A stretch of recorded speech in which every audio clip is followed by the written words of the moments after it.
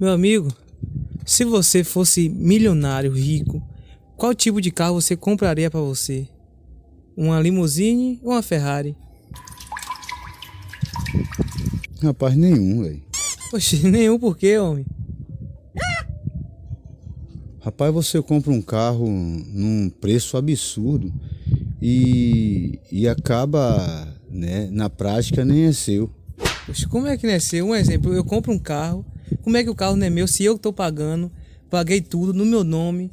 Como é que o carro não é meu, moço? O que é que você precisa para andar com esse carro? Ah, aí o cara tem que pagar o quê? IPVA, licenciamento, CNH. Se você não pagar essas coisas aí, acontece o quê? Ah, se o cara não pagar, né, a Detran vem e leva o carro, toma. Pois é, como é que esse carro é seu? Ô,